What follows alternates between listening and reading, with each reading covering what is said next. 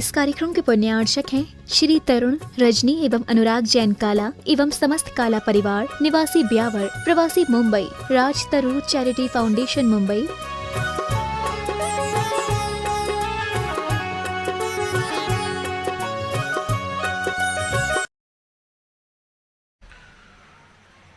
नमो अरिहन्ताणं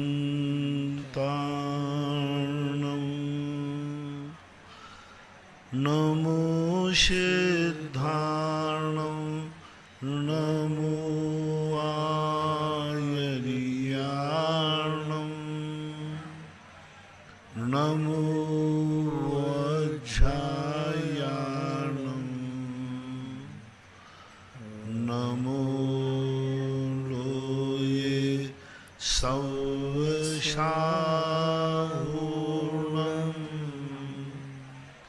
पंच परमेष्टि भगवान की जय हो। आचार्य श्री गुरुवर कुंद कुंद महाराज की जय हो। आचार्य श्री गुरुवर विद्यासागर महाराज की जय हो। परम पूज्य निर्यापक मुनि श्री 108 सुधा सागर जी महाराज की जय हो। परम पूज्य निष्कंप सागर जी महाराज जी की जय हो। मांगरोल से अजित जैन एडवोकेट, इनकी जिज्ञासा है, पूज्य महाराज श्री के चरणों में त्रिवार नमोस्तु। महाराज श्री, कहा जाता है कि धर्म बचपन में नहीं बचपन में करना चाहिए, तो क्या महाराज श्री उम्र ढलने पर आत्मा का कल्याण नहीं होता? आत्मा तो वृद्ध होती नहीं है, संस्कार होने जरूरी है। कृपया समाधान करने की कृपा करो। ये सब तुकबंदियां कहलाती हैं। बचपन में नहीं बचपन में करना चाहिए, बचपन में नहीं बचपन में करे, ये तुकबंदियां हैं। यूं बना देते हैं लोग किसी प्रसंग को लेकर के। ये सिद्धांत नहीं है, कानून नहीं है, ये कहावतें कहलाती हैं। सिद्धांत तो ये है कि 8 वर्ष से लेकर के अंतर मुहूर्त के बाद जीवन के अंतिम एक अंतर मुहूर्त तक भी कल्याण का रास्ता खुला हुआ है।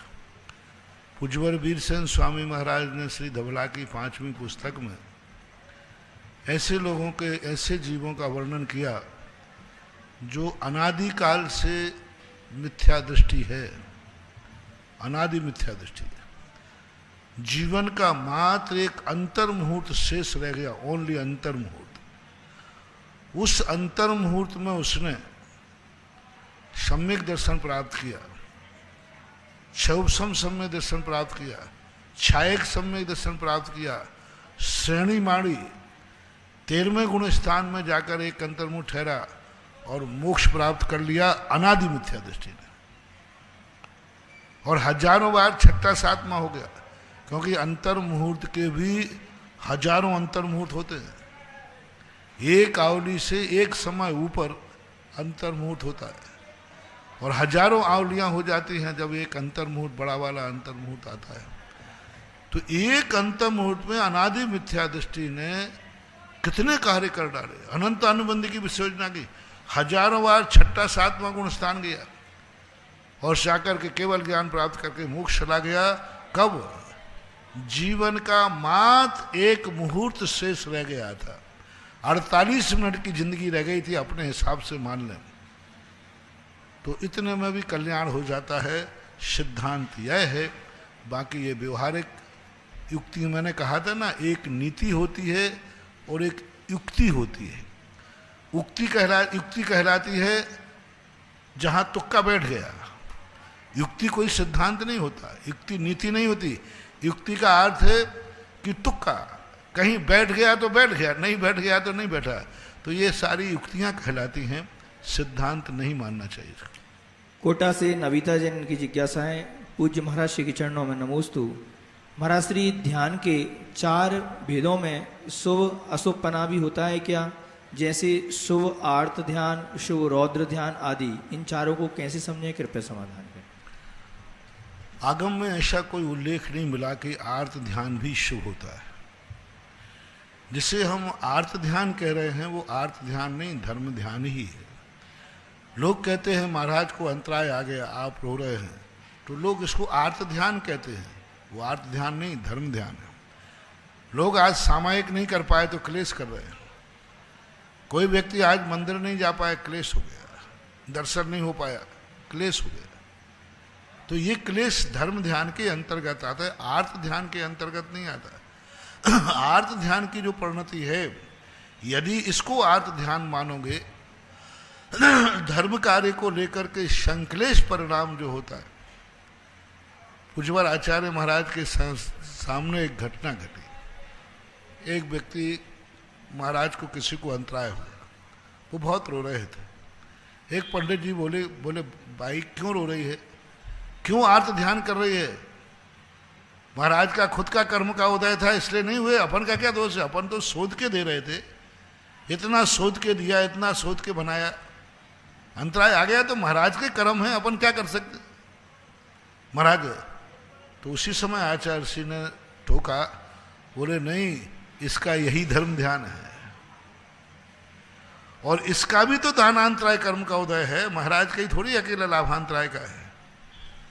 तो कहने का भाव है। और यदि संक्लेश मात्र को हम आर्त ध्यान कहेंगे तो पूज्यवर वीरसेन स्वामी महाराज ने तीर्थंकर प्रकृति के बंध के कारण में संक्लेश लिखा। संक्लेश भावों से तीर्थंकर प्रकृति का बंध होता है, तो तीर्थंकर प्रकृति आर्त ध्यान से तो बंद नहीं होगी ना। इसलिए आर्त ध्यान जो है वह कभी शुभ नहीं हो सकता। और शुभ के निमित्त से, धर्म के निमित्त से जो परिणामों में आकुल व्याकुल परिणाम हो रहे हैं, वो आकुल व्याकुल परिणाम आर्त ध्यान की कोटि में नहीं आएंगे। जैसे कल मैंने कहा था, यदि कोई ऐसा भावना कर रहा है कि मुझे भगवान का समोषण मिले, विधेय क्षेत्र मिले, जिससे मैं भगवान की दिव्य धुनी सुन सकूं, तो ये ना तो निदान बंद है, न ये निदान ध्यान है, न ये निदान सरल है। निदान बंद कहलाता है भोगाभिलाषा, संसार के विषय कसायों की इच्छा करना, सांसारिक वस्तुओं की कामना करना, ये तीनों निदानों में जाएगी। निदान सरल में भी, निदान ध्यान में भी। लेकिन धर्म के प्रति आस्था करना, अच्छा क्षेत्र मिले जहाँ से मैं कल्याण कर सकूं, ये धर्म ध्यान ही है, आर्त ध्यान भी नहीं है और रौद्र भी नहीं। महर्षि एक जिज्ञासा और इनकी। महर्षि अध्याय तत्वार सूत्र में 5वें सूत्र में समझना है कि प्रदेश संहार विसर्पाभ्याम प्रदीपवत, क्या महर्षि प्रदेशों में भी विस्तार होता है? कृपया समाधान करनी कृपया। प्रदेश संहार विसर्पाभ्याम प्रदीपवत ऐसा शब्द आता है। तो प्रदेश संहार का अर्थ है संकोच और विस्तार। बहुत अच्छा उदाहरण दिया। दीपक जलता है, आप इसको ले लें, लालटेन में आपको समझ में आ जाएगा। दीपक जल रहा है बहुत तेज, बत्ती आपने यूं कर दी तो बत्ती छोटी हो गई, तो वो ज्योति छोटी हो गई। ज्योति तो अभी वही की वही है, लेकिन वो ज्योति कम हो गई, थोड़ा सा बढ़ा दिया तो वो ज्योति बढ़ गई। उदाहरण के लिए यही दिया जाएगा। तो आत्मा के प्रदेशों का संकोच और विस्तार जो होता है वह अपने जैसे रबड़ होती है, फैल जाती है, सिकुड़ जाती है, ऐसे ही आत्मा के प्रदेश कम हो जाते हैं। ये मत समझना कि जितने प्रदेश लोक पूर्ण के समय रहते हैं, एक आत्मा में आत्मा के प्रदेश असंख्य, जो लोक प्रमाण होते, लोक में जितने प्रदेश हैं उतने होते। लेकिन जब वो अंगुल के असंख्यात्म भाग प्रमाण अपनी अवगाहना करता है आत्मा, उस समय आत्मा के प्रदेश अंगुल के असंख्यात्म भाग रूप ही होते हैं। लेकिन गणना वर्तमान क्षेत्र से नहीं की जाती है, गणना उसके पूर्ण उपयोग से की जाती है।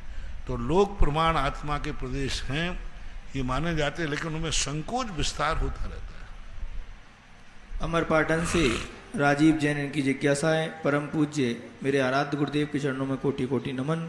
महर्षि जिज्ञासा है कि जिनकी कसाय छीण हो गई हो, उनके वचन असत्य कैसे हो सकते हैं? कृपया समाधान करनी कृपा करें।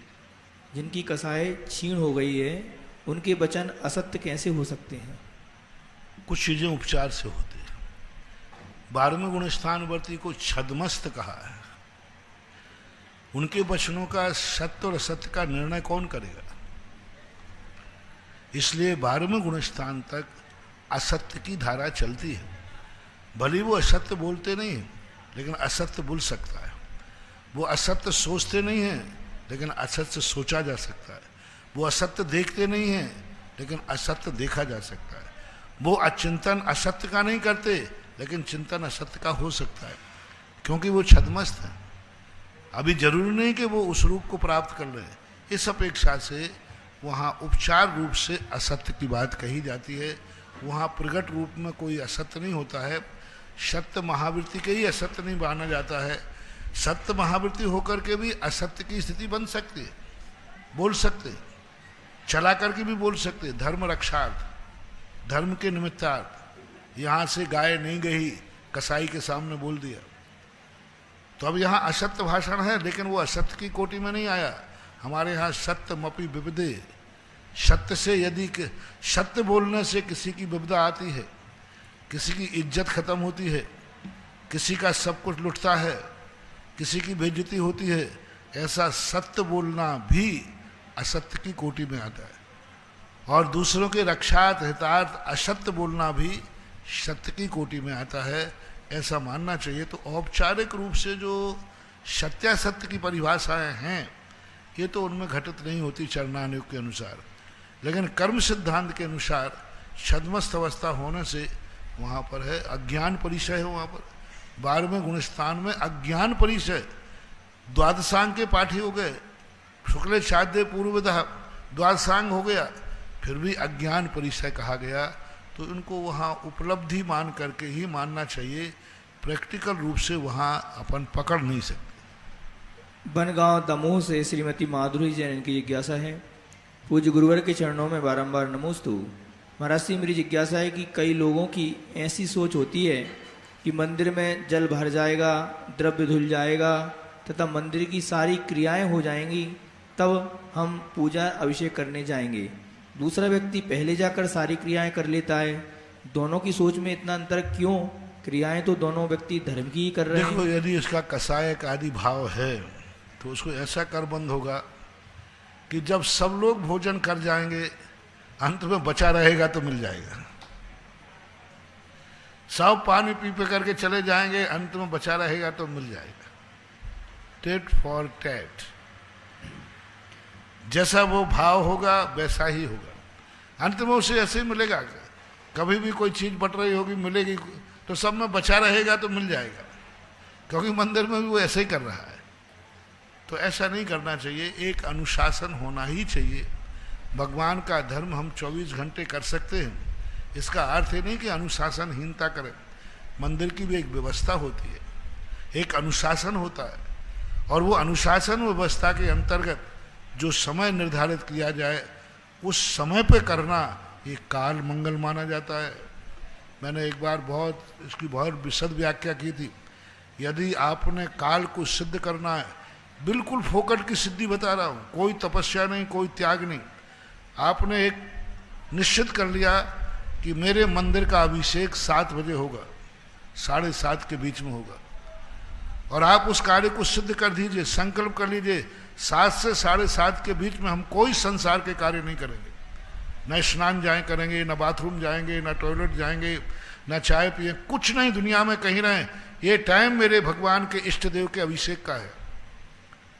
आप 6 महीने करके देखिए।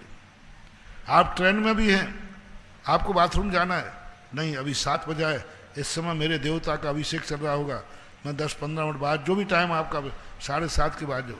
किसी दिल्ली में जाकर आपसे किसी ने कहा चाय पी लीजिए, बोले साहब कितना बजा? 7:15, अभी नहीं पीऊँगा, मेरे भगवान का देवता का अभिषेक चल रहा है। आप दिल्ली में भी अभिषेक का पुण्य कमा रहे हैं, आप ट्रेन में भी अभिषेक का पुण्य कमा रहे हैं, क्योंकि ये समय मेरे भगवान की धारा चल रही है। इस समय मैं संसार का कोई कार्य नहीं करूंगा, कोई कार्य नहीं करूंगा। आपको वो काल 6 महीने में सिद्ध हो जाएगा, और ऐसा सिद्ध होगा जब भी आप 24 घंटे में किसी उलझन में उलझें, 7 और 7:30 के बीच में आप 5 मिनट को ध्यान में बैठ जाइए, और वो भगवान की जो अभिषेक मुद्रा तुम्हारे ध्यान में है, उस सभी की मुद्रा को देखिए, चमत्कार होगा, आपको समाधान मिलेगा। सकारात्मक न कुछ भी मिल सकता है, ये मिलेगा कि नहीं मत करो ये काम को, ये काम करो। यदि 6 महीने आपने काल को सिद्ध कर लिया, बिना भूकर का काल, कोई समय नहीं, कुछ समय निर्धारित कर लीजिए, ये समय मेरे मंदिर के अभिषेक का है, मेरे इष्ट देवता की धारा का है, बस सब काम को बंद कर दीजिए उस समय। मुसलमानों में है। नमाज जब वो पढ़ते हैं, नमाज का समय आता है, उस समय वो सारे काम छोड़ देते हैं। ये जैनियों में होना चाहिए। कम से कम भगवान के अभिषेक का काल मंदिर में नियत होना चाहिए। और मंदिरों में अतिशय चाहिए है तो एक नियम बनाने की, मेरी कॉलोनी के अंदर भगवान का अभिषेक इतने बजे होता है, पूरे घर घर समाचार दो, उस घर में कोई उस समय पे बाथरूम में नहीं जाएगा, कोई स्नान गृह में नहीं जाएगा, कोई भोजन बनाएंगे लेकिन खाएंगे नहीं। बनाने में कोई बात ही नहीं, खाने में आपत्ति है, खाएंगे नहीं, ये मेरे अभिषेक का समय है। आप देखो यदि पूरी कॉलोनी इस बात का 6 महीने नियम कर ले, फिर उस मंदिर का अतिशय और चमत्कार देखना मूर्ति का क्या होता है। और वो काल तुम्हारे, लेकिन नियम आपको करना पड़ेगा। मंदिर का अतिशय कहना है तो अभिषेक का काल नियत करो, और सब पूरे लोग एक साथ, बच्चा भी स्कूल जाए उसको बता दो, बेटा इतने समय पर आपको बाथरूम नहीं जाना, ये भगवान के अभिषेक का काल है। तो कुछ ऐसे छोटी छोटी सिद्धियां हैं जिन सिद्धियों से आप अपनी समस्याओं का समाधान कर सकते हैं। लेकिन आपने तो मुसाफिर खाना मचा रखा है। जब जाओ अपना मंदिर है, ठाकुर जी अपने जब उठाओ तब जय जय हराम, हाँ पुनी पुनी चंदन पुनी पुनी पानी सड़ गए सालक राम, तो हम कहा जानी। ऐसी बात हो गई, क्या करें, चलता है। नसीराबाद से अशोक जैन एडवोकेट, इनकी जिज्ञासा है, पूज्य महाराज श्री के चरणों में नमोस्तु। महाराज श्री ऐसा कहते हैं कि चमरेंद्र असुर कुमार देवों का प्रधान इंद्र है। पुराणों में ऐसे अनेक प्रसंग आते हैं कि जब किसी मुनि या जिन धर्म या जिन क्षेत्र पर कोई गंभीर संकट आता है तो वहाँ चमरेंद्र ने आकर उनकी रक्षा की। तो क्या यहाँ के पार्श्वनाथ जी के नाम इसलिए चमरेश्वर पड़ा कि यहाँ के रक्षक चमरेंद्र इष्ट देव हैं, इसलिए चमरेश्वर है? इस नाम का मारवाड़ी उच्चारण चमलेश्वर जी है। इस क्षेत्र पर शेर आदि हिंसक जानवरों का हरदम डर बना रहता है और इसीलिए प्राचीन समय से ही यह विश्वास जमा हुआ है कि डरो मत, चमरेंद्र यहाँ पर आकर हर खतरे से सबकी रक्षा करता है। कृपया के सही है, कृपया समाधान करने की कृपा। मुझे ऐसा कहीं इतिहास देखने को नहीं आया और किसी इंद्र आदि के नाम से कोई भी क्षेत्र प्रसिद्ध हुआ है, ऐसा भी मुझे देखने में नहीं आया। धरणेन्द्र पद्मावती व पारसनाथ का एक संबंध है पूर्वभोग। धरणेन्द्र पद्मावती ने रक्षा नहीं की, पारसनाथ ने पहले उनकी रक्षा की थी।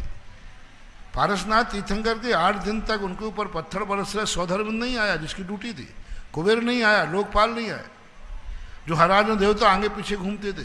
धरणेन्द्र पद्मावती का ही सिंहासन क्यों हिला? वही क्यों आए? क्योंकि उन्होंने पूर्व भाव में उनकी रक्षा की। रक्षा और रक्षक का भाव तभी आएगा जब हमने कुछ उसके साथ किया हो। हमने कुछ किया हो तो वो हमारी रक्षा करेगा, और नहीं किया है तो स्वधर्म के मैं क्यों आऊं? मेरे जो नियोग थे वो पूरे कर रहे हैं, आपने हमारे साथ कुछ उपकार किया ही नहीं, इसलिए मैं आपके साथ उपकार क्यों? उपकार उपकारी भाव हमेशा परस्पर में होना चाहिए, तभी संभव है। ऐसा चौलेश्वर के संबंध में तो मात इतना ही आता है कि ये सारी पहाड़ियों में सबसे ऊंची पहाड़ी और चूल के आकार की, ये सारे पहाड़ लंबाकार हैं, आड़े पड़े हुए। मात्र एक पहाड़ है कि जो पहाड़ के ऊपर में चूल है, तो चूलेश्वर इनका नाम था सबसे पहले चूलेश्वर। चूलेश्वर से चा में ऊ है तो संस्कृत में अपभ्रंश में ऊ का वाह हो गया तो चौलेश्वर बन गया। चूलेश्वर और चौलेश्वर, चूले से का अपभ्रंश हो गया चौलेश्वर, ये तो मिला है। और कई लोग कहते हैं चावले की बाज बनी हुई प्रतिमा है, ये सब तो बदंतियां हैं। चूलेश्वर और चौलेश्वर शब्द बनता है। चमरेंद्र का यहाँ कोई संबंध रहा है ऐसा मुझे कोई कहीं इतिहास कहीं पढ़ने को और ऐसी अनुभूति भी नहीं हुई। अंकली महाराष्ट्र से प्रमोद चौगले, इनकी जिज्ञासा है, पूज्य गुरुदेव के चरणों में नमोस्तु। गुरुदेव, बहुत सारी प्राचीन मूर्तियाँ समचतुरस्र संस्थान में नहीं होती, तो उन मूर्तियों का वंदन करना योग्य है या नहीं? कृपया समाधान। वंदन करना अलग चीज़ है और दुष्प्रभाव अलग चीज़ है। पूज्यवर जिनसेन स्वामी ने प्रतिष्ठा पाठ में मूर्तियों का जो नाप दिया है उसमें हीनादिक होने के बड़े भयंकर दुष्परिणाम लिखे। कोई भी अंग यदि हीन है, अधिक है, तो उसके दुष्परिणाम है। इसलिए मूर्तियां जो हैं हुबहू नहीं बनाई जाती। जैसे भगवान थे, जैसे कोई आकार था, हुबहू नहीं बनाई जाती, उसका एक नाप होता है, उसी नाप में ही मूर्तियां बनती हैं। हुबहू स्टेचू बन सकते हैं, स्टेचू हुबहू बनाने का प्रयास, जैसे गांधी जी का है, स्टेचू बनाते हुबहू लठिया ले है ये, लेकिन वो मूर्ति पूज्य मूर्ति नहीं बनती। पूज्य मूर्ति का नाप निश्चित किया गया है, उसी नाप में बनती है। तो ठीक है, हीनादिक है तो उसके प्रभाव तो है ही, शास्त्रों में लिखा है। रामगंज मंडी से सोवित जैन की जिज्ञासा है, पूज्य महाराज श्री के चरणों में नमोस्तु। महाराज श्री, जब हम हमारे गुरुवर का पाद प्रक्षालन करते हैं तो उनकी चरण रज को सर पर लगाने का हमारी भावना होती है। भक्तामर स्तोत्र में भी भगवान की चरण रज को छूने का भाव मानतुंग महाराज ने किया है। किंतु गुरुवर, मेरी जिज्ञासा है कि जब दिगंबर मुनि महाराज आहार हेतु भोजनशाला में प्रवेश करते हैं तो प्रवेश से पूर्व अपने पैरों को स्वयं धो लेते हैं, तब उनकी चरण रस तो बहकर चली गई, और जब मुनि महाराज उच्चासन पर विराजते हैं तो उसके बाद किया जाने वाला पाद प्रक्षालन तो एक औपचारिकता रह जाती है। क्या ये युक्ति संगत नहीं लगती कि चौके में प्रवेश से पूर्व ही श्रावकों को मुनिराज का पाद प्रक्षालन करके गंधोदक बना लेना चाहिए? राजा श्रेयांश ने भी जब आदिनाथ भगवान का हार दिया था तब तो उन्होंने रानी चेलना के साथ महल के द्वार पर ही भगवान का पाद प्रक्षालन किया था। कृपया समाधान करने की कृपा करें। चरण रज अलग चीज है और चरण की सफाई अलग चीज है। वही जब चरण शुद्धि के लिए किए जाते हैं, सफाई के लिए, वहाँ लक्ष्य है सफाई। सफाई गंदगी दूर करना है। जब पैर धोए जाते हैं, शौच से लघु शंका से आते हैं या चौके में जाते हैं, तो वहाँ गंदगी दूर करने का सवाल है, और अभिषेक में उसकी पवित्रता लेने का सवाल है। बहुत दोनों में अंतर है। यहाँ जब महाराज अपने पैर धो रहे हैं तो वहाँ गंदगी दूर कर रहे हैं, शुद्धि कर रहे हैं, और जब गंधोदक ले रहे हैं तो उसकी पवित्रता की दृष्टि है। संकल्प का फेर होता है। जब अभिषेक करते हैं तो वहाँ उनकी स्थिति अलग हो जाती है, वहाँ उनके परिणाम अलग हैं। वो गंधोदक बनाया जा रहा है, यहाँ गंदगी दूर की जा रही। कितना अंतर है। वो गंधोदक बन रहा है, यहाँ गंदगी दूर की जा रही है पैरों की। इसलिए ये नहीं माना जाएगा जैसे मूर्ति पर भगवान अभिषेक गिर रहा है गोमटेश बाहुबली का, तो मूर्ति पर गिर रहा है और वो सारा पानी, घंटों पानी बरसता है, सारा मूर्ति से आकर नाली में बह के जाता है, नाले में जाता है, लेकिन वो गंधोदक नहीं है। गंधोदक जब संकल्प पूर्वक किया जाता है, मंत्र पूर्वक किया जाता है, तभी वो गंधोदक माना जाता है। एक बात।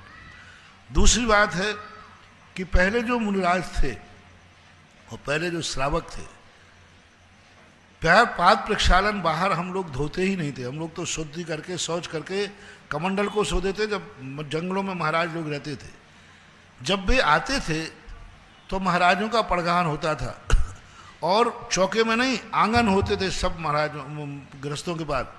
आंगन में महाराज को बैठा लेंगे, वहाँ महाराज का पाद प्रक्षालन होगा, वहीं पूजन होगी, वहीं प्रदक्षिण होगी। फिर महाराज से कहेंगे, हे महाराज, मन शुद्धि, वचन शुद्धि, काय शुद्धि, आहार जल शुद्ध है, भोजनशाला में, आहारशाला में प्रवेश कीजिए। अब ये व्यवस्थाएं पहले थी। अब आज फ्लैटों का सिस्टम आ गया, एक ही तो कमरा है।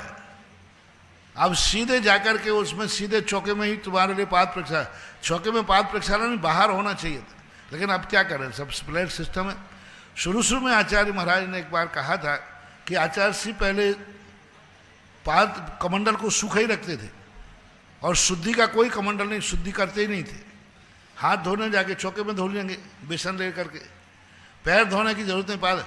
लेकिन जब देखा कि अरे ये तो हम इतनी दूर सड़क से चढ़ के आए और सीधा चौके में हमें बैठा दिया, तो चौके अशुद्धि हो जाती है।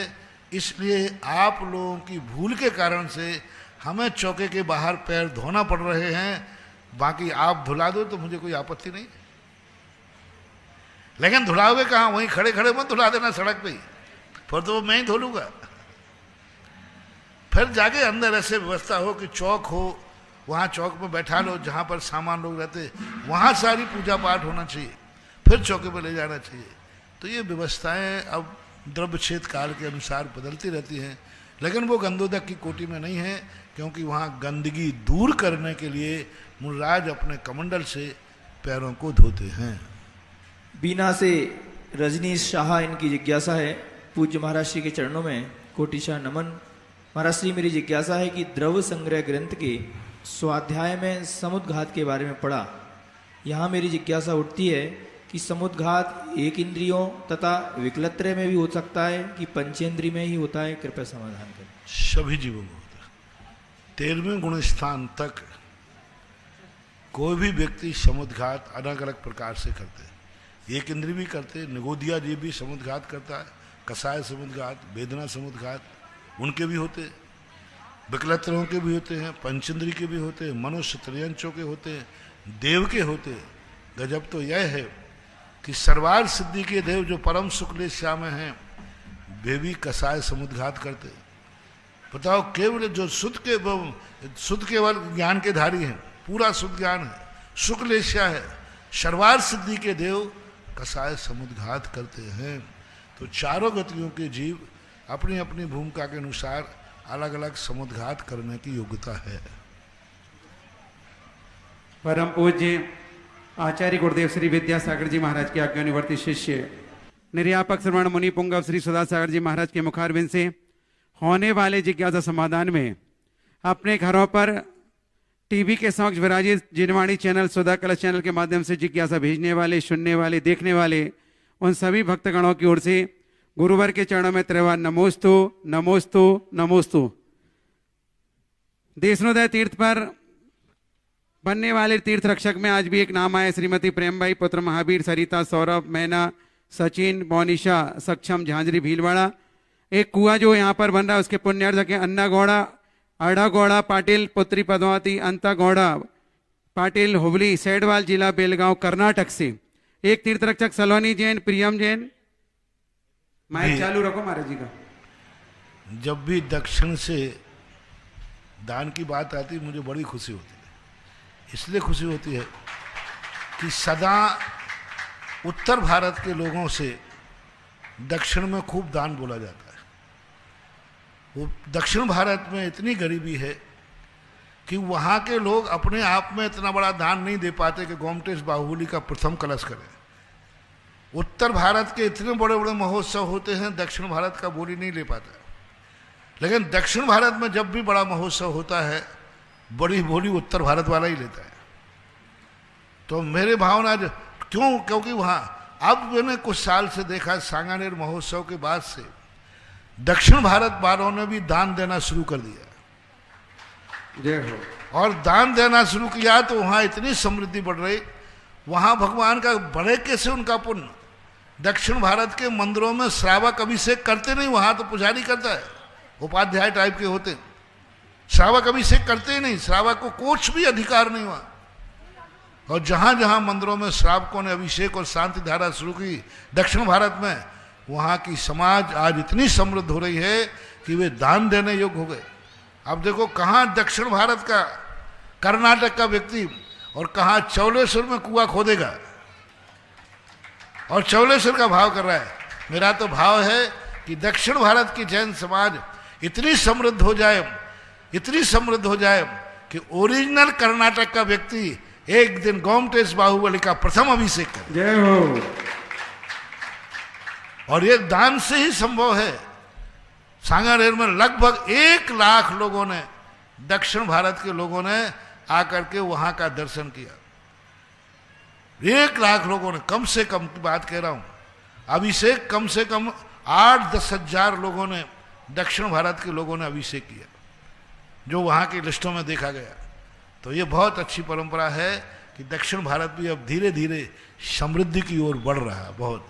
एक और तीर्थ रक्षक सलोनी जैन, प्रियस जैन, गर्भ शिशु रक्षा हेतु छतरपुर मध्य प्रदेश से 1,11,000 तीर्थ रक्षक।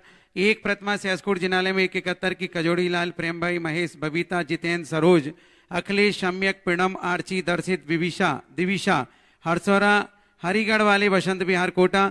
एक पाव बीघा जमीन और एक कलश और उन्होंने यहाँ पर विराजमान करने की भावना भी है। अविश जैन, यूएसए, अंबाला सिटी से। और ये 5 कलश की घोषणा है। शांतिनाथ कृष्णा जी, देवशाली, कर्नाटक निवासी। 5 कलश श्रीमती सुमन देवी, अभिषेक, सोनिक, मोनिका, दिव्यांश, भव्यांश, पहाड़िया, विजयनगर। एक नाम और परिवार। और अगले कलश ब्रह्मचारिणी चंदा दीदी, सुमन जैन, दीपेन बिलासपुर ब्रह्मचारिणी, साधना दीदी की स्मृति में। 5 कलश विनीत ऋतु नयापुरा कोटा। 5 कलश कन्हैया लाल रमेश धनगांव। 5 कलश नरेंद्र कुमार जी जैन बूंदी। 5 कलश अक्षय जैन महावीर विहार कॉलोनी टीकमगढ़। 5 कलश विकास नीलम पर्व कनिष्ठा सूतड़ा वाले टोंक। 5 कलश श्रीमती शांति देवी राजेश जैन सूरत। 5-6 कलश प्रवीण मंजू पुनीत सिंपी शार हरियाणा। 5 कलश मुकेश सराफ ललितपुर। 6 कलश आशा विमल गोटे गांव नरसिंहपुर। 5 कलश निर्मला देवी अजीत कुमार गंगवाल छोटा लंबा ओरई अराई वाले। 5 कलश रेखा अरविंद जैन दिल्ली। 5 कलश सुनील अजय सिंह जबीरा दमोह। 5 कलश कमला जैन दमोह। 5 कलश पद्म शशि अभिनव सोनी गोरेगांव मुंबई। 5 कलश आदेश ऋतु जैन गाजियाबाद। 5 कलश विनोद विनय जैन ललितपुर। 5 कलश कुलदीप जैन न्यूयॉर्क। 5 कलश कन्हैया लाल डोसी नसीराबाद देवली। 5 कलश संजीव कुमार अलका बैंक वाले मुजफ्फरनगर। 5 कलश कमल शैलेश गदिया उदयपुर प्रवासी हरिहर कर्नाटक। 5 कलश कैलाश चंद अरविंद साहेब भीलवाड़ा। 5 कलश और एक शिला दीपेश राजेश देवड़िया नागपुर। 5 कलश मनोहर देवी अरुण मनोज राजेश ठोली अजमेर। 5 कलश श्रीमती नमिता जैन संजीव जैन सपरिवार यूएसए। 6 कलश शशि ऋषभ चारू जैन श्यामनगर जयपुर। 6 कलश 6 शिला दोनों भी दिए, 6 कलश भी दिए, 6 शिला भी मंदिर के लिए दिए। कुसुमबाई विमल चमेली अमित गुंजन आनवी गर्वित जैन सिंहरा सागर। 5 कलश सुरेश प्रवीणा जैन भोपाल। 5 कलश महेंद्र ममता रेखा जैन पथरिया। 5 कलश प्रवीण निशा आजने जैन नगरा अजमेर। 5 कलश महेंद्र लक्ष्मी मयंक जैन गुना। 5 कलश प्रथमा रेणी नौसी जैन धौलपुर। 5 कलश इंदिरा सुनील सिंह हैदराबाद। 5 कलश जितेंद्र कुमार सपरिवार प्रीत विहार दिल्ली। 5 कलश शांति देवी पाटनी सपरिवार जयपुर। 5 कलश गौरव जैन दोगेरिया सपरिवार स्वीडन। 10 कलश 10 शिला विमल जैन वाकलीवाल परिवार मदनगंज किशनगढ़। 5 कलश सुधीर श्रीधर जैन लाडू। 5 कलश उमराव देवी छावड़ा सपरिवार केकड़ी। 6 कलश 6 शिला नाथूराम जी की पुण्य स्मृति कुसुमबाई विमल जैन सिंहरा जिला सागर। 5 कलश अक्षय जैन परिवार वर्धमान ज्वेलर्स निपाणी। 5 कलश सुषमा जैन दिल्ली। और इसके बाद जिज्ञासा की ओर लेके चल रहा हूं, आप लोग सब तैयार हैं। 5 कलश अशोक कुमार गौरव कुमार टिंगू ऑयल मिल अध्यक्ष थोबन क्षेत्र कमेटी। जिज्ञासा ब्रह्मचारिणी बहन बिमलेश दीदी, माइक उठा के दे दो जल्दी दीदी को। 5 कलश राजेंद्र कुमार अवनीश जैन जीरामन परिवार गुना।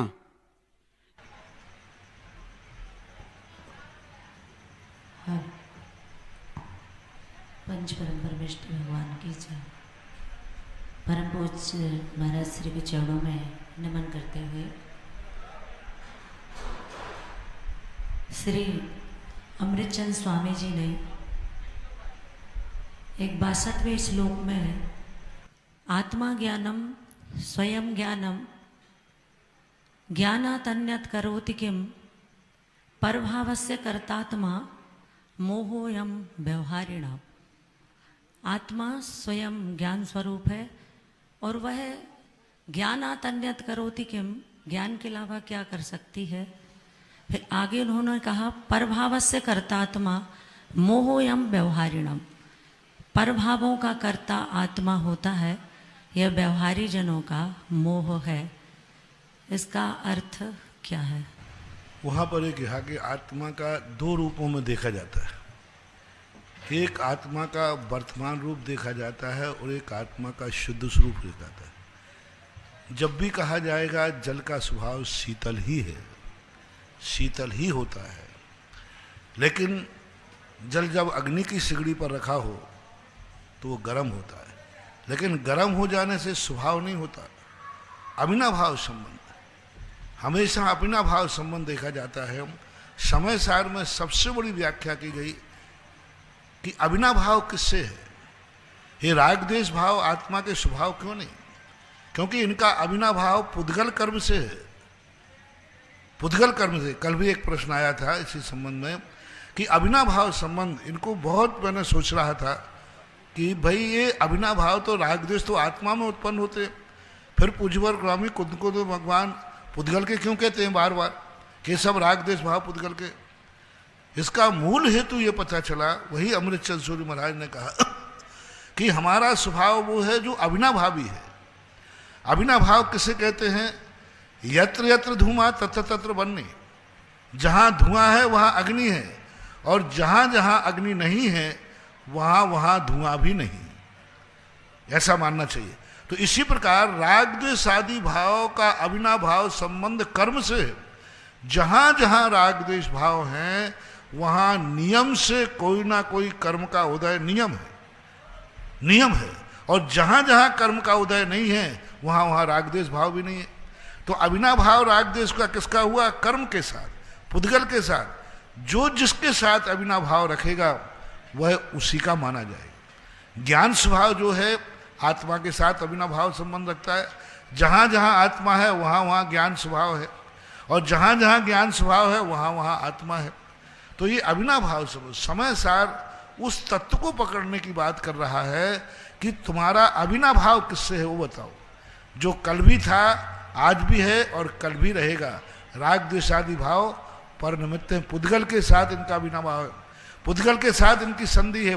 पुद्गल उदय में है तो ये राग द्वेष भाव है, पुद्गल नहीं है तो राग द्वेष भाव भी नहीं। तो जो पर पदार्थों का कर्ता मानता है ये उसका मोह रूप है। मोह रूप का अर्थ मिथ्या रूप नहीं, मोह रूप का अर्थ है ये उसको उस दृष्टि से देख रहा है कि मैंने पर का कर्ता किया, मैंने पर भावों को किया, मैंने इसको गाली दी, मैंने इसको बचाया। ऐसा जो भाव आ रहा है ये उसका राग भाव है, राग भाव है। बिना राग भाव के, और राग भाव बिना कर्म के उदय से आता नहीं। और कर्म उदय कौन सा है? मोहिनी कर्म का उदय। लेकिन इसको असत्यार्थ का अर्थ सर्वथा झूठ नहीं कहना। पानी अग्नि सिगड़ी पर गर्म हुआ है ये सर्वथा झूठ नहीं है, लेकिन ये अग्नि सिगड़ी का है।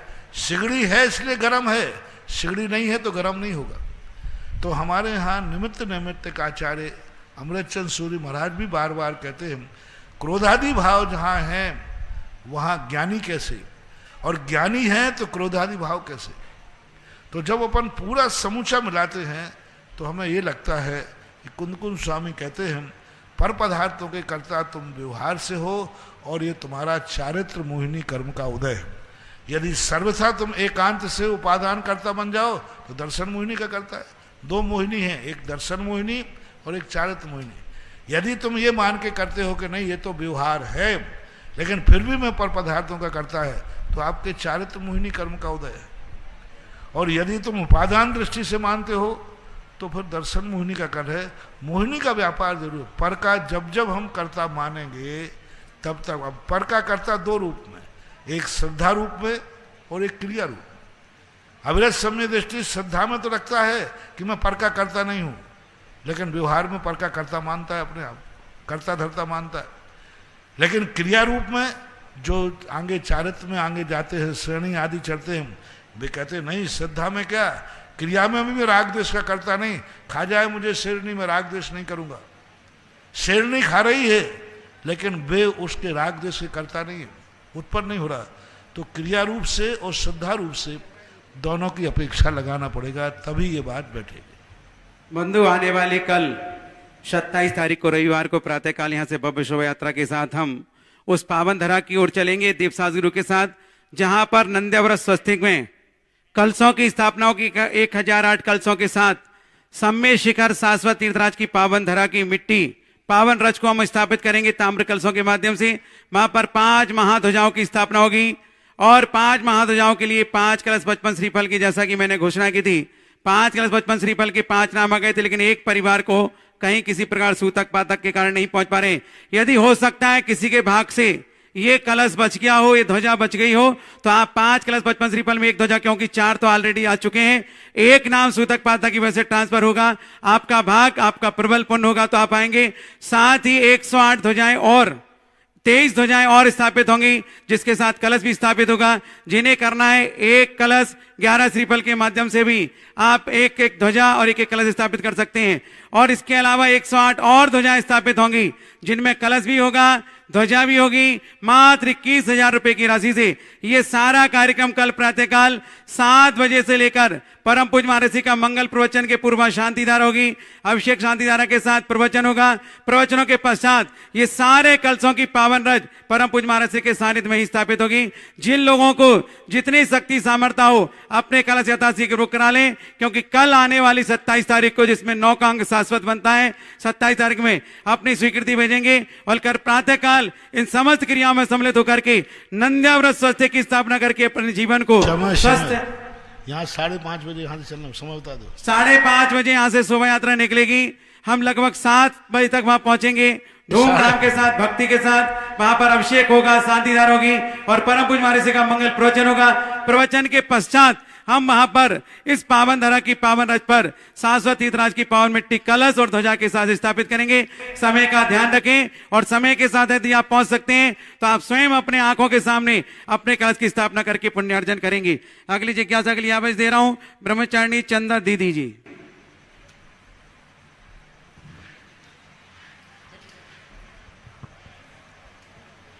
बोलिए 1008 श्री पार्श्वनाथ भगवान की जय।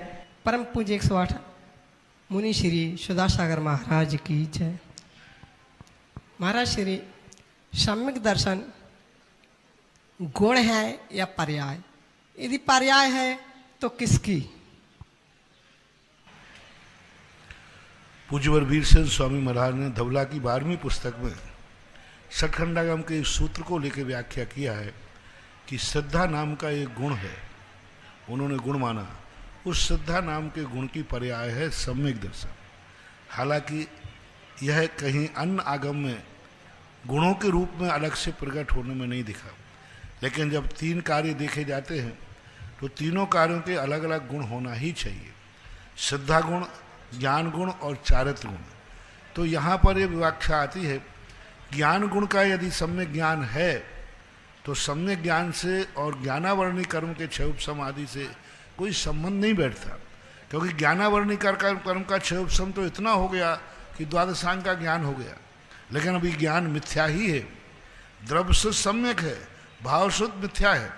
तो ये तीनों के तीनों जो हैं एक समष्टि रूप से आचार्य अमृतचंद सूरी महाराज तो ये सब ज्ञान की दशा बताते हैं, क्योंकि आत्मा के चैतन्य गुण 2 ही हैं, ज्ञान और दर्शन। और ज्ञान और दर्शन गुण को भी वो गौण करके कहते हैं कि एक ज्ञायक स्वभाव, एक ज्ञायक प्रवृत्ति जो ना दर्शन रूप है ना ज्ञान रूप है और दोनों रूप है। इसलिए सम्यक दर्शन को जब हम व्यवहार की दृष्टि से देखेंगे तो वो एक पर्याय है। पर्याय तो है ही, इसमें तो कोई संदेह नहीं। सम्यक दर्शन, ज्ञान और चारित्र ये पर्याय हैं। अब विकल्प ये है कि ये तीनों एक गुण की ही पर्याय हैं या इनके पृथक पृथक गुण हैं। तो पूज्यवर वीरसेन स्वामी महाराज के अनुसार ये पृथक पृथक गुणों की कल्पना है, ऐसा पूज्यवर ने कहा है। अगली जिज्ञासा ब्रह्मचारिणी बहन सुनीता दी, जिसके पूर्व 5 कला संतोष देवी इंदरचंद जी पाटनी किशनगढ़, 5 कला श्रीमती श्वेता जैन विक्रम सिंगापुर नागपुर वाले, 5 कलश राकेश अनीता विवेक अक्षय प्रियंका ऋचा मान्या छतसाल जी समस्त चक्रवर्ती परिवार अमरोद वाले, उपाध्यक्ष थोवन क्षेत्र कमेटी। जिज्ञासा ब्रह्मचारिणी बहन सुनीता दीदी। श्रद्धेय मुनि श्री सुधा सागर महाराज जी के चरणों में त्रकाल कोटिसा नमोस्तु। महाराज श्री जी, नरकों में सम्यक दृष्टि जीव के अशुभ लेस्या के साथ प्रशम संभेग अनुकंपा आदि भाव कैसे घटित होगा? लेस्या एक अलग शब्द है, लिस्यते इति लेस्या। व्यक्ति अंदर अंदर से अपने आप परिणामों में घुट रहा है, अंदर ही अंदर घुट रहा है, लेकिन प्रसम भाव का अर्थ है वो उत्तेजित नहीं हो रहा है। और उस योग जो कृष्णलेस्या के योग जी प्रसम भाव एक ही प्रकार का नहीं है। नारिकियों का प्रसम भाव अलग रहेगा, त्रियंचों का प्रसम भाव अलग रहेगा, गृहस्थ का प्रसम भाव अलग रहेगा, मुनिराज का प्रसम भाव अलग रहेगा सबके, क्योंकि सम्यक दर्शन जो है वह सम्यक दर्शन सबका एक सा हो ऐसा कोई नियम नहीं। सम्यक दर्शन के कुछ अतिचार ऐसे हैं जो चारित्र मोहिनी कर्म के उदय से लगते हैं, शंका दर्शन मोहिनी कर्म के उदय से, कांक्षा जो है चारित्र मोहिनी कर्म के उदय से आता है। कांक्षा गुण है तो ये परस्पर में दर्शन मोहिनी और चारित्र मोहिनी मिलकर के स्थितियां बनाते हैं। इसलिए वहाँ पर ऐसा मानना चाहिए कि जो सम्यक दर्शन के जीव है उसका जो प्रसम संवेग आदि भाव है उस लेस्या के अनुसार है। वो विचार तो कर रहा है लेकिन कष्ट इतना है कि वो परिणामों को झेल नहीं पा रहा। जैसे कई बार बीमारी आ जाती है, बहुत क्लेश में है लेकिन तत्व दृष्टि है। सपोज कीजिए पूज्य रविशरण महाराज ने एक बहुत अच्छा प्रस्तुत उदाहरण दिया कि जब लक्ष्मण शक्ति लगी उस समय राम बहुत आकुल व्याकुल है, बहुत आकुल व्याकुल है। उनके परिणाम बहुत ही इतने परिणाम बिगड़ गए कि उन्होंने स्वयं आत्मघात करने की घोषणा कर दी, मरने का भाव कर दिया। यदि लक्ष्मण सुबह जीवित नहीं हुआ तो मैं अपने प्राण त्यागूंगा। अब जब स्वयं प्राणघात करने का भाव आना, ये कौन सी लेस्या है? बहुत विकृत लेस्या हो गई। लेकिन उसी समय विभीषण आदि समझाते हैं, हे मर्यादा पुरुषोत्तम, क्या आपको ऐसा करना शोभा देता है? क्या आपको इस प्रकार धीरज खोना शोभा देता है? तो रामचंद्र जी कहते नहीं, लेकिन मैं क्या करूं, मेरा मोह जाग रहा है। नहीं, स्पष्ट शब्द उन्होंने कहा। क्या ऐसा तुम्हें करना चाहिए? नहीं। क्या तुम्हारा ऐसा आकुल व्याकुल स्वभाव है? नहीं। ये बोल रहे नहीं, ये नहीं करना चाहिए, लेकिन मैं करूं क्या? लक्ष्मण के प्रति मेरा मोह मुझे बाध्य कर रहा है। अब देखना, लक्ष्मण के प्रति जो मोह आ रहा है ये लेस्या को बिगाड़ रहा है, और उसमें भी कह रहे हैं कि नहीं, ये मेरा स्वभाव नहीं है, नहीं करना चाहिए। तो ये उनका प्रसम भाव यानी तत्व दृष्टि की तरफ ले जा रहा है। तो ऐसा ही उनके नारकियों को बढ़ता है। वे दृष्टि रखते हैं, लेकिन मार काट वहाँ इतनी होती है कि वो ऐसा तो बन सकता है। अपन उसको जिस प्रसम भाव में अपन मुनिराजों में या वृत्तियों में श्रावकों में घटाते हैं, वैसा यदि हम प्रैक्टिकल वहाँ देखना चाहें तो नहीं मिलेगा। सबका अलग अलग है द्रव्य छेद काल भाव के अनुसार। एक और सूचना दे रहा हूं आप सबके पुण्योदय से। कल प्रातःकाल 7 बजे से 8:40 तक जिनवाणी चैनल के माध्यम से लाइव टेलीकास्ट चलेगा, और 8:45 से 10:15 बजे तक पारस चैनल के माध्यम से लाइव टेलीकास्ट चलेगा। आप पूरे कार्यक्रम का भरपूर आनंद अपने घर पर बैठ करके ले सकते हैं, और साक्षात आनंद लेना चाहते हैं तो रात भर का आपके पास समय है, आप प्रातः काल तक यहां पहुंच सकते हैं। इस बात का विशेष ध्यान रखें। 5 शिलाएं स्वर्गीय श्रीपाल दिवाकर श्रीमती त्रिशला दिवाकर भोपाल मध्य प्रदेश से, 5 कलश विमल कुमार जी सपरिवार सागर नेहा नगर सागर, 5 शिलाएं मनोहर दी तत्पुर तेजमल पिनीत श्रीमती मीनाक्षी आदिति आयुष निधि नवीन आगम जैन कोटा। आइए अगली जिज्ञासा तीर्थ वंदना से संपादक विजय धुर्रा अशोकनगर। परम पूज्य आध्यात्मिक संत निर्यापक श्रमण मुनिपुंगव सुधासागर जी महाराज के चरणों में पीयूष चुनमुन धुर्रा अशोकनगर धुर्रा परिवार की ओर से बारंबार नमोस्तु नमोस्तु नमोस्तु। परम पूज्य गुरुदेव, 1996 में आपका इस तीर्थ पर पदार्पण हुआ था। हम सबको सौभाग्य मिला था उस समय भी दर्शन करने का, यहाँ जब कुछ नहीं था। अभी देश में जो पिछले 2 माह का समय था, बहुत ही विभीषक समय निकला।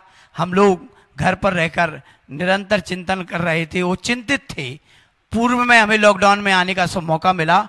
पूज्य गुरुदेव जब पूरा देश बंद था, तब यहाँ से धर्म की वर्षा हो रही थी। जिस भूमि पर 2855 वर्षों में कुछ नहीं हुआ, वह त्रिकाल चौबीसी भव्य जिनालय नंद्यावर्त से शोभित होने जा रही है। गुरुदेव, आपने ऐसा यहाँ क्या महसूस किया? कहते हैं कि यहाँ भगवान का समूचरण आया था, हमें तो यहाँ कुछ नहीं लग रहा, हमें तो सिर्फ आप दिख रहे हैं। लेकिन गुरुदेव, आपके श्रीमुख से वो सुनना चाहते हैं कि 2855 वर्ष पूर्व तब प्रभु यहाँ आए थे, तो उन्हें कैसा लगा होगा। गुरुदेव, आपके माध्यम से यह कृपा आज भारतवर्ष के तमाम भक्तों पर हो जाए। गुरुदेव, नमोस्तु नमोस्तु नमोस्तु। ये भूमि कैसी है, ये निर्णय करने वाला मैं कौन हूँ? ये भूमि तो साक्षात पारसनाथ भगवान ने चुनी थी। जो तीर्थंकर के द्वारा चयनित भूमि हो, तीर्थंकर जहाँ बैठने के विराजमान होने के लिए चयनित करें, उनकी सहज परिणति जिस भूमि को आकर्षित कर लेती है, वह भूमि अपने आप में अतिशयकारी और महान शक्तिमान होती है।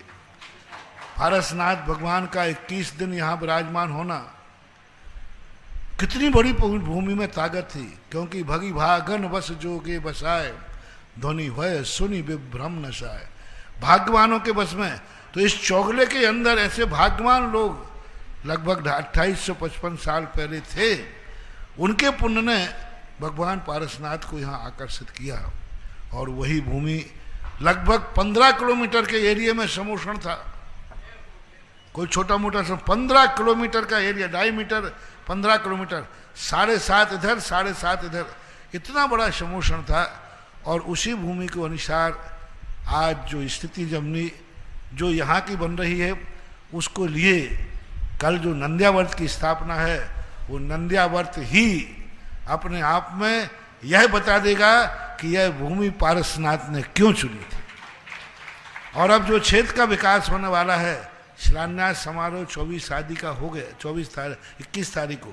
कल तो एक ऐसी दीप प्रज्वलन होना है, कल एक ऐसी एनर्जी उद्घाटित होना है जो एनर्जी सारे विश्व को प्राप्त होगी। एक ऐसा, क्योंकि कोई भी चीज है, चाहे जड़ हो चाहे चेतन हो, सबके अंदर शक्तियां छुपी हैं, मां जगाने की दे दी है।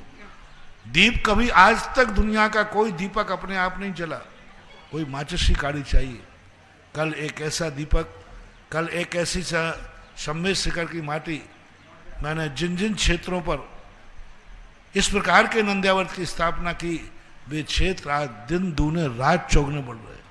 जो उजड़ चुके थे, समाप्त हो चुके थे, क्षेत्र ही नहीं बचे थे, वो क्षेत्र आज, तो कल का एक ऐतिहासिक कार्यक्रम, बहुत बड़ी एक महाकुंभ देखो आपके सामने रखे। ये सब कुंभों में भर करके ये सब जमीन के अंदर जाएंगे, नीचे जमीन के अंदर रहेंगे, और इनमें से जो माटी भरी वो धीरे धीरे अपनी एनर्जी, अपना रस भाग पूरे क्षेत्र को प्रभावित करेगी। और ये हजारों कुंभ जो वहां रखे जाएंगे, उन कुंभों का एक अपने आप में महत्व होता है। इस प्रकार महाराज श्री आपके आशीर्वाद से जो अभी एक महाकुंभ कलश की बात की, भक्त ने तुरंत अपने व्हाट्सएप पर मैसेज किया, स्वर्गीय श्रीमती बादामबाई जी सांगानेरिया की प्रेरणा से पुत्र एवं पुत्रवधु राजेश रश्मि सांगानेरिया, संरक्षक श्रमण संस्कृति संस्थान सांगानेर जयपुर, पौत्री एवं पौत्री दामाद पूर्वा आशीष सुहीरा अथीना, इन्होंने 5 कलश 61 श्रीफल में एक महाकुंभ कलश स्थापित करने की भावना। भाई देखिए बंधुओं, ये जो महाकुंभ कलश रखा है, नंबर 1 और नंबर 2, ये 5 कलश 55 श्रीफल वाले हैं। ये जो महाकुंभ कलश तांबे के रखे हैं, पतली नहीं, बहुत अच्छी गेज के साथ मोटे हैं। इनमें तीर्थ की पावन धरा की पावन मिट्टी, पावन रज रख करके हम स्थापित करेंगे। एक कलश 11 श्रीफल 1,11,000 के, ये कलश हमारे पास मात्र 23 हैं, और ये कलश हमारे पास 21,000 के 108। इनके साथ आप ध्वजा भी स्थापित करेंगे, साथ में कलश भी स्थापित करेंगे। इन सभी कलशों के साथ ध्वजा भी है, साथ में एक कलश भी है। जिन लोगों को बुकिंग कराना है, अभी हमारे पास रात भर का समय, आप अपने व्हाट्सएप पर मैसेज करिएगा और प्रातःकाल आ सकते हैं। तो क्षेत्र कमेटी आपके स्वागत के लिए आते रहे, आप सादर आमंत्रित हैं, पधारें, सपरिवार पधारें और अपने परिवार के कलश स्थापित करें। ये वो ध्वजा नहीं है कि कार्यक्रम हुआ तो ध्वजारोहण खत्म हो गया। ये ध्वजा कल स्थापित होगी, तो जब तक ये तीर्थ रहेगा तब तक ये ध्वजा स्थापित रहेगी। जय हो। अभी तुम लोग जो ध्वजारोहण करते हो, कार्यक्रम पंचगाणा खत्म, ध्वजारोहण खत्म, चतुर्मास खत्म, ध्वजारोहण खत्म, लेकिन ये ध्वजा तो तब खत्म होगी जब तीर्थ क्षेत्र खत्म होगा, तब ध्वजा खत्म होगी। अन्यथा ये 12 महीने 108 2300 पंच ध्वजाएं, ये 12 महीने उस स्थान पर सदा लहराती रहेंगी। कभी इनका भाव, हर 2 महीने के अंदर कपड़ा बदलते जाएंगे, लेकिन ध्वज दंड तो हमेशा रहेगा। ये शाश्वत ध्वजा कहलाती है। ऐसे शाश्वत तीर्थराज की पावन ध्वज के साथ शाश्वत ध्वजा की स्थापना करेंगे। एक भक्त ने और 25 कलश एक साथ चौधरी परिवार सिंग्रामपुर दमोह से, उन्होंने बच्चों के विवाह के अवसर पर 51,000 रुपए की राशि से पैसे भी जमा करा दिए और 25 कलश की स्वीकृति भी यहां पर भेज दी। अगली जिज्ञासा विनोद जी मोदी, अशोक नगर। हेलो। परम पूज्य गुरुदेव के चरणों में श्री दर्शनोदय तीर्थ क्षेत्र कमेटी थुवन जी का 12 बार नमोस्तु। परम पूज्य गुरुदेव, आज पूरी कमेटी आपके श्री चरणों में आपके 2021 के चतुर्मास का निवेदन लेकर के आई है। परम पूज्य गुरुदेव, हम सब पर कृपा करें और थुवन क्षेत्र में अपना चतुर्मास करें, जिससे कि वह क्षेत्र जिस तरह से अभी प्रगति पर आपके आशीर्वाद से है, आपके सानिध्य को पा करके निश्चित तौर पर बहुत आगे बढ़ेगा और आपके चरणराज उस पूरे क्षेत्र को परम पावन करेंगे। ऐसी मंगल भावना के साथ हम सब आपके चरणों में चतुर्मास का निवेदन कर रहे हैं। परम पूज्य गुरुदेव, आप ये जिज्ञासा का मंच है, प्रार्थना का नहीं। चलो जिज्ञासा बोलो। परम पूज्य गुरुदेव के चरणों में अभी से कुछ वर्ष पूर्व मैंने निवेदन किया था, जब कमेटी का गठन आपके मंगल आशीर्वाद से हुआ था, तब मैंने निवेदन किया था, गुरुदेव हम लोग 100% काम करते हैं क्षेत्र पर और रिजल्ट हमें 25% मिलते हैं, लेकिन गुरुदेव जब से हमने ये निवेदन आपसे किया था, जब से हमें इतना फायदा है कि अब हम 100% काम करते हैं, अब 75% हमें रिजल्ट मिलने लगे हैं। तो गुरुदेव, हम और आपसे ऐसा आशीर्वाद चाहते हैं कि आपका पदार्पण क्षेत्र पर हो और जो 25% की कमी हमें महसूस हो रही है वो आपके आशीर्वाद से पूरी हो गुरुदेव, और 125% तक हम लेना चाहते हैं। बहुत कुछ अभी तो तुम कह रहे थे 25, पहले तो 0% थी, 0 से 25 हुआ।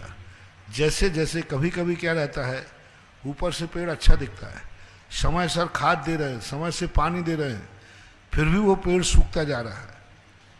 तो कभी कभी क्या होता है, अंदर एक कीड़ा लग जाता है, वो कीड़ा सारी चीजों को, तुम्हारी मेहनत को बेकार करता है। थोबन जी में जितने कीड़े थे छोटे छोटे, वे सारे कीड़े धीरे धीरे हट रहे हैं, और सारे कीड़े जैसे हट जाएंगे तो थोबन जी है, खड़ेश्वरी बाबा है वहां तो, और उसका नाम तो दर्शनोदय तीर्थ से दिया। पुजवर अष्टपहड़ स्वामी ने, अष्टपहड़ के अंदर 14वीं गाथा में दिगंबर मुद्रा को दर्शन मुद्रा कहा है, उसी को देख करके उसका नाम मैंने दर्शनोदय तीर्थ घोषित किया। तो वो दर्शनोदय एक दिन होगा कि भारत का हर व्यक्ति उस क्षेत्र के दर्शन करके ही जीवन समाप्त करेगा। एक बार दर्शन का भाव जरूर आएगा। बहुत कुछ अनुकूलताएं बनती जा रही हैं, जैसे जैसे दोष हटते जाएंगे। अभी जो सबसे बड़ा दोष तुम्हारा हटा, जो कि पहले तो तुम्हारा छेद धनुषाकार था और अब आकार बन गया है दिल का, तो दिल का आकार तो अच्छा ही होता है। 10 कलश स्वर्गीय कमल कुमार, स्वर्गीय सतकुंतला की परिश्रुति माजी अनीता पारिजात्य परिवार अजमेर। 5 कलश महेंद्र कुमार जी छाबड़ा परिवार ठाणे मुंबई। 5 कलश नीलेश जी कासरीवाल परिवार गांधीनगर गुजरात। और एक 21,000 वाला कलश ध्वजा के साथ श्रीमती रेशु अनुरुद्ध जैन अमेरिका से। अगली जिज्ञासा राजीव जैन चंदेरी। राजीव जैन चंदेरी। महाराज श्री के चरणों में कमेटी का बारंबार नमोस्तु नमोस्तु नमोस्तु। महाराज जी, मेरी जिज्ञासा ये है कि सभी लोग मिलकर काम करते हैं और काम करते समय कुछ असामाजिक तत्व हमेशा दोष निकालते रहते हैं, जबकि कोई दोस्त होता भी नहीं है तो भी दोष निकालते रहते हैं। ऐसे आदमियों से दूर कैसे रहा जाए महाराज जी? नमस्ते। देखो, मेरे से प्रश्न पूछ करके छोड़ो मत, क्योंकि मैं ऐसे लोगों को बहुत पसंद करता हूँ। इसलिए आपको मालूम है कि ऐसे लोग इसलिए होते हैं कि वो तुम्हें सोने नहीं देते। एक कुत्ता, अयोध्या प्रसाद गोयली ने एक कहानी लिखी है। एक कुत्ता दिल्ली से आगरा के लिए चला, वो 7 दिन का रास्ता था, 3 दिन में आ गया। वहाँ के सारे कुत्तों ने पूछा, भाई कैसे आ गया, 3 दिन में कैसे आ गया? बोले साधर्मी भाइयों की तरफ से। बोले जब मैं जाता था जिस गांव में, तो लोग कुत्ते इतने पीछे पड़ते थे कि उनके कारण दौड़ते दौड़ते मैं आया तो 4-7 दिन का 3 दिन में आ गया। बोलो, जो रास्ते में जो भौंकने वाले थे उन्होंने अच्छा किया कि बुरा किया? कि 7 दिन का रास्ता 3 दिन में। तो ये तो कबीर ने भी लिखा है, निंदक नीरे राखिए।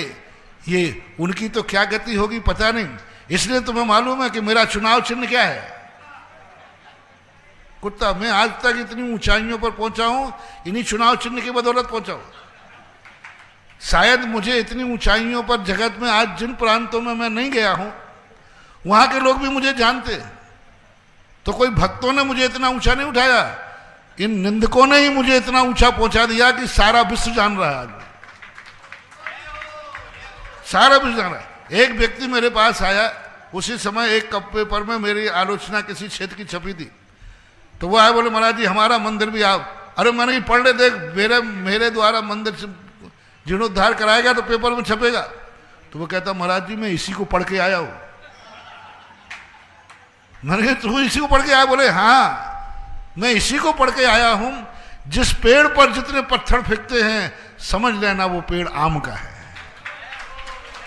बबूल के पेड़ को कोई पत्थर नहीं मारता रे, पत्थर मारता है इसका अर्थ है कि वो रसीला पेड़ है। कौन काटिले पेड़? बबूल के पेड़ को कोई पत्थर नहीं मारते। सबसे बड़ा पत्थर कौन खाता है? आम का पेड़ खाता है। तो जितने ये पत्थर मारने वाले आलोचक हैं, ये सदा जिंदा रहें, जिससे मेरा पेड़ सदा आम के रूप में जगत में प्रसिद्ध बना रहे। श्रीमती गुड़माला जी इसके पूर्व 10 कलश अमित रेणु सुनील मेघा पाठोदी परिवार जयपुर। और 5 जिला महेंद्र कुमार गुलाबचंद राम दबे लातूर। आइएगा अगली जिज्ञासा श्रीमती गुणमाला जैन नानता कोटा।